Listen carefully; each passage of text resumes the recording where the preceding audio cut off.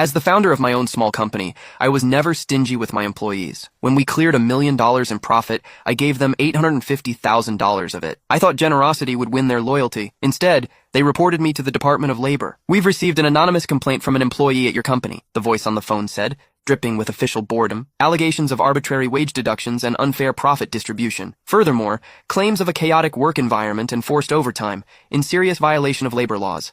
You are ordered to rectify these issues immediately, and you're being fined $50,000. Fine. If they were so unhappy with my policies, then we would do things by the book, just like every other company out there. And that $1 million profit, they wouldn't see a single cent of it. I immediately called my assistant and had her draft a new set of company regulations. Then I scheduled an all-hands meeting. The moment I stepped out of my office, I heard their whispers. "Hey, do you really think he's going to give us 85% of the profits? Is that even possible? No way, it's a no-brainer. What kind of boss is that nice? He's just exaggerating for the press, trying to build a reputation. We're just pawns in his PR game, you know?" "Exactly. All bosses are the same. I don't buy this whole Mr. Nice Guy act. Sure, he says we can be late or leave early, but we still have to make up the hours, don't we? And letting us take salary advances whenever we want? He's just trying to make us dependent on him so we can't leave." Every carefully analyzed sentence was a blow. A cold weight settled in my stomach. I never imagined my kindness would be twisted into a manipulative tactic to buy loyalty. I had treated my employees with genuine respect, and in return, I got not loyalty, but suspicion, betrayal. If that's how they wanted it, then I was done being genuine. I quietly slipped back into my office. A few minutes later,